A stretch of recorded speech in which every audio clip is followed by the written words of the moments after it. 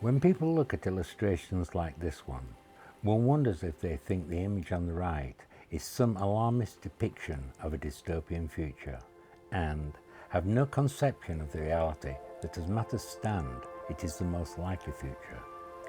At that, not in the distant future, but has already started and is accelerating. That is precisely what Dave King and Johan are trying so hard to bring to the attention of society. Hard to believe? Then take a look at this. This is a projection by NASA, and it's most certainly not a worst-case scenario by far with respect to the date. The calculations underpinning the date of this projection will not only be cautious, but unquestionably understated for reasons I won't go into here. Few, if any, could live anywhere in the US long before the NASA date. The number one source of food in the world would be eliminated. Then look at the Isthmus of Panama and the Caribbean, because what is projected to happen there will occur decades earlier. And then project this image around the world, both north and south. Let's be very clear about one thing. The scientists at NASA are not alarmists. To the contrary, they are some of the best in the world. By any standard, they are experts. So we have a distinct choice, a future as portrayed by the image on the right or the image on the left. And to ensure that future is portrayed by the image on the left, we need to implement a tactical, financial and operational plan to effectively address climate change. Precisely what I'm going to present in this video. But first, we need to know what we need to do and why to specify an adequate solution. Climate change is not a hoax, it is a serious problem, and of the nature now unfolding is one modern civilization has not experienced. This is another problem because our species has a propensity to learn by making mistakes, and this is a mistake we cannot make, period. But how big of a problem is it? The stark reality is that if we fail to define the problem in its fullness, we will only implement an effective solution completely by accident. And, most important, we need to know the timing and thus the sense of urgency. So let's take a look at the driving force of climate change, temperature increase. This is the theoretical temperature increase above the pre-industrial benchmark from the most recent IPCC report, AR6, that the international negotiators were working with at the last COP meeting, held in Azerbaijan, November 2024. Note that essential actions were based on this number. The reason it's a linear line is a scientific protocol to ensure natural variability has no influence. That protocol is to calculate a regression line or linear average through the last 30 years of data. This was the actual temperature increase in January of 2025, published for one by the BBC, and calculated by averaging data from weather stations located all around the world. Although the actual year-to-year data zigs and zags, up and down, the nonlinear curve represents an average. To date, the IPCC has failed to fully acknowledge that temperature increase is in a nonlinear mode. But why weren't the international negotiators made aware of the difference between the actual and theoretical temperature increase? A parallel to peace in our mind comes to mind, and all that implies. An international group of scientists recently added a trend line to the actual data, as any business would to examine their risk exposure, and projected 2C could be breached as early as 2029. They also said that a consequence would be that 1/3 of the planet around the equator would be inhospitable. Remember the NASA image? A 2 degrees centigrade increase is considered potentially, if not catastrophic, by climate scientists. And if this was juxtaposed to any other situation, no responsible parent, business, doctor or investor would remotely consider taking a risk at that level. But for some reason, that is precisely what humanity is doing. No less than Jim Hansen has said 2C is dead, implying that a breach of that temperature is now unavoidable. And another international group of scientists has projected that 2035 is the point of no return. Nothing officially in operation or planned, or anything my colleagues and I have detected through diligent and constant searching, will avert the progression to a hothouse Earth. Due to ever-increasing natural emissions, even if remediation was ramped up to a war-footing basis, it would merely slightly delay the outcome. And yet, solving this problem is the greatest economic opportunity of all time. So let's seize that opportunity and solve the problem. And how can we accomplish that? Empower the youth of the world to become the catalyst for change. It's their future, and there is widespread concern in their ranks about ongoing climate change. Based on past performance and certain current stated positions, relying on governments to act in a timely and effective manner is far too big a risk. One might add that there is a maxim to consider. Business leads and governments follow. Let's bear that in mind. So what are the key issues to changing the dynamic of the response to climate change? The current resistance to change must be overcome. The youth of the world must be inspired. The necessary funding to accomplish an effective transition must be generated. So how can we overcome the resistance to change? Tap into what is driving much of society, particularly the business community: greed. And overall use a bait and switch tactic, which I'll explain a little later. So how can we inspire the youth of the world? I was watching the television one night when someone said Taylor Swift has 280 million followers on Instagram. My immediate thought was, that's a way to reach millions of young people, and to be fair, millions across a range of ages. I fired up my computer and started to search other artists I knew were very popular with a broad age range, particularly the youth of the world. What was their Instagram following? Just 6 artists total 1.61 billion, and even accounting for overlap, just a few dollars average could change the entire dynamic of the financial response to climate change. But what if artists from every segment of the entertainment industry were progressively recruited, and then add sports? For instance, Steph Curry has many millions of fans worldwide. The most recent poll in the US reveals that 70% are concerned about climate change, and it's even higher in certain other countries.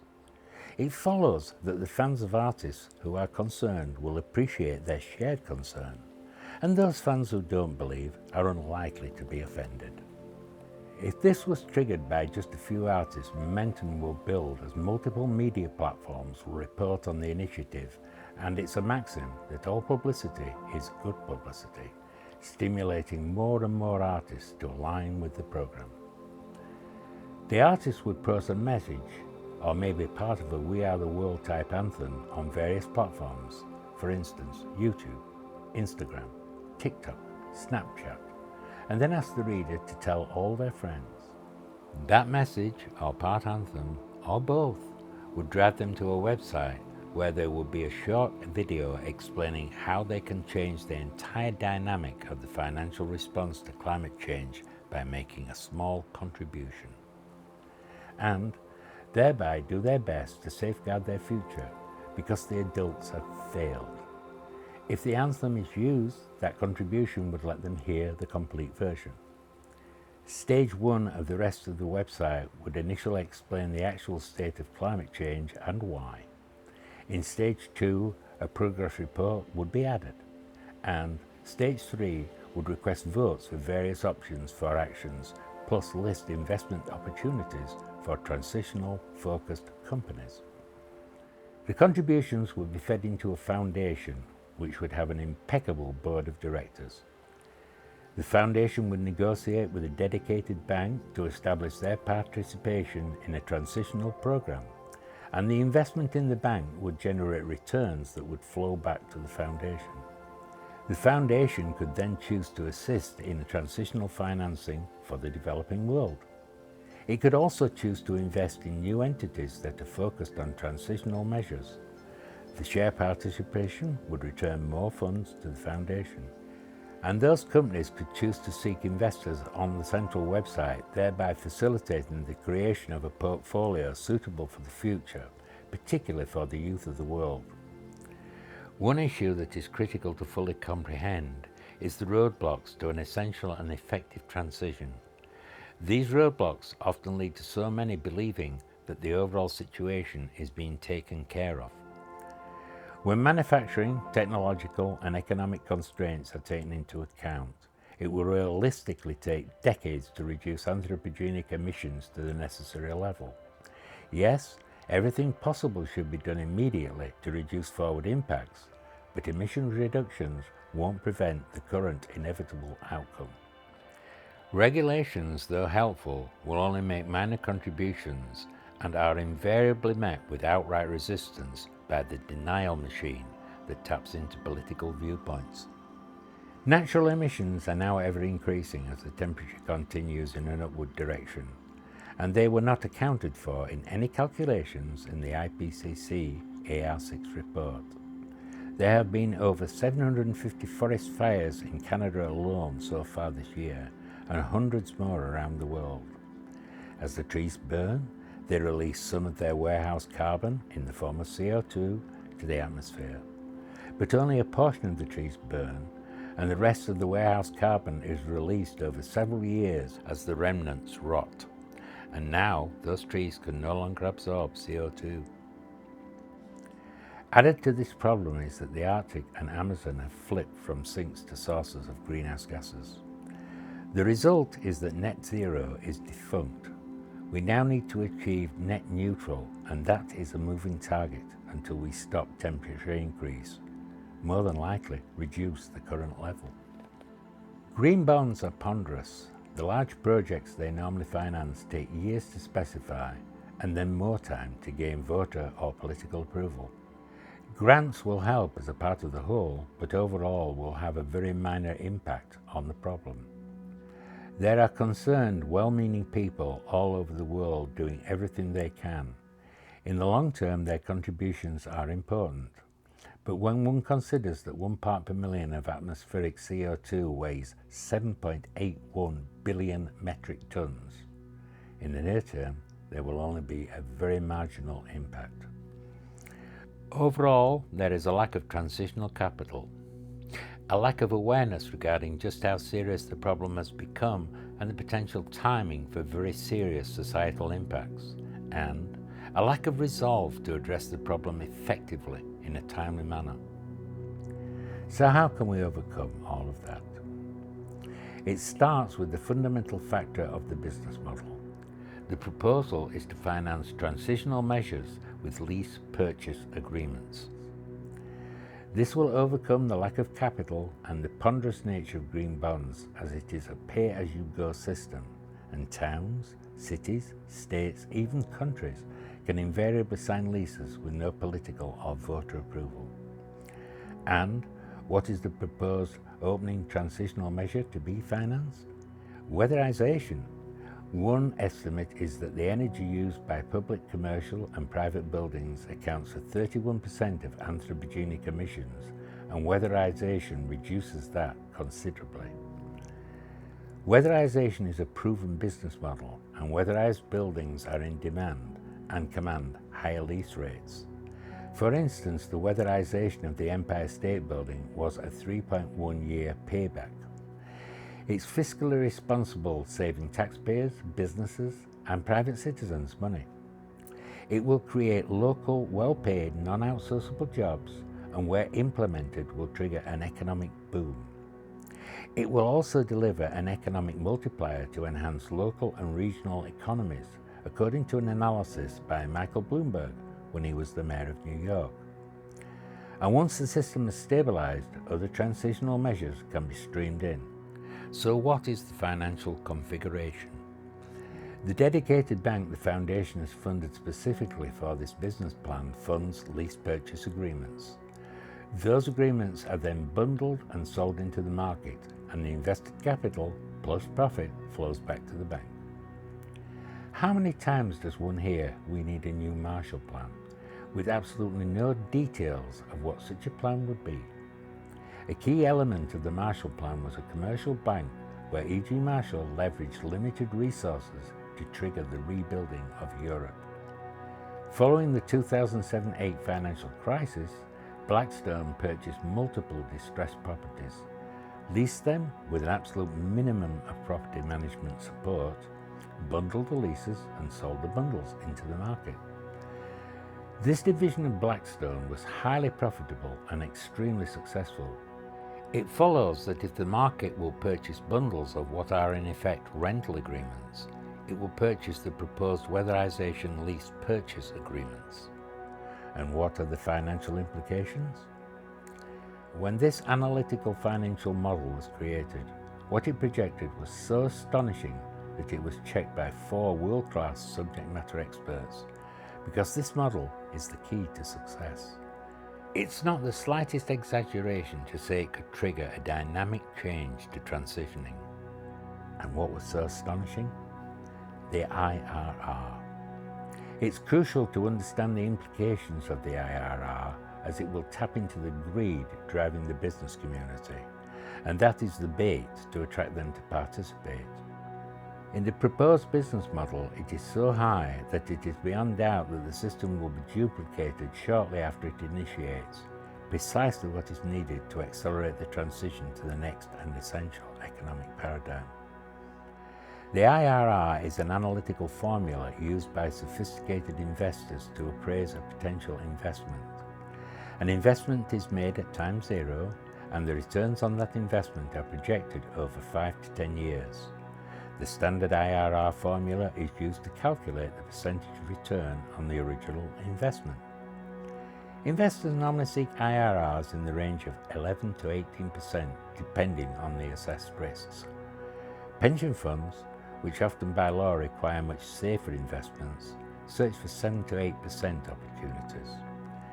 As shown in this business model, the IRR is 160%, or about 10 times what investors normally seek. And that is only if the basic capital funding the plan is converted by the bank into leases, bundled and sold into the market one time each year. If it's 2 times, the IRR increases to 420%. Those who appraised the system felt that it would stabilize somewhere between 160 and 420%. It is beyond a reasonable doubt that the market will seize this opportunity and thus become aware of the size of the transitional market, which is possibly in the hundreds of trillions of dollars. It will be abundantly apparent that high and consistent profits can be anticipated for decades if that market is seized, and the machinations of the denial machine will be swept aside in favor of the almighty buck. So, having established the bait part of the tactic, let's review the switch. Once the system initiates operations, it will rapidly attract the attention of the Nordic region. That logic-driven region has consistently recognized the problem of climate change and pushed the world to take remediatory measures. The Nordic Council ministers, and most of the countries in Europe will be attracted to investigate how they could participate, if for no other reason than the economic implications. It is beyond question that the Norwegian pension fund will either be informed or become aware of the system. It is government controlled, and at $1.75 trillion is the largest fund of its type in the world. That fund is highly influential in the institutional investor sector of the market, which is estimated as 75% of the whole. When it speaks, that sector listens. Meanwhile, the market has started to transition assets and is experiencing consistent profits. Also, awareness of the actual, not perceived or falsified situation is increasing. Time for the switch. A report will be sent to the institutional investors specifying in detail the actual risks to the assets they are managing and their potential timing posed by climate change. The market now has a distinct choice: ignore the report and make profits for the very short term, or demand governments intervene and buy time to regroup and transition effectively, and thus make consistently high profits for decades. History reveals that when markets speak, governments act, or fail to do so at their peril, even the current US administration. The reason the markets will speak is that the report will make very clear that intervention is now the only option, and that anyone who disputes it should present a detailed line item plan of how anything else will work in the time available to avert catastrophic worldwide impacts on society. Based on greed alone, the most likely outcome is the progressive creation of an essential new economic paradigm, as intervention buys the time to accomplish that goal. And so we return to our choice for the future. Native Americans have a saying: "We did not inherit this earth from our ancestors, we have borrowed it from our children." The factual evidence is overwhelming that this is the future we have condemned them to unless we implement radical and timely change. The risk is we have 5 years minimum and 10 years maximum to prevent it, and a switch cannot be thrown. We needed to start meaningful action yesterday. But due to consistent inaction, that future no longer just concerns children. The identifiable risk is that there is a very high probability that anyone alive will experience worldwide societal chaos in the next 5 to 10 years due to mass migration from inhospitable regions and food scarcity consequential of climate-induced extensive crop failures, at a minimum. It doesn't have to be that way. Human ingenuity is boundless, and this problem can be solved to ensure a prosperous future, not only for children, but for all. That is, if those who can do everything possible, and as fast as they possibly can, due to the imminence of utterly catastrophic impacts. I, for one, do not want to experience a moment when I say to myself, if only I had done this and that while I still could. And neither do I, Dave.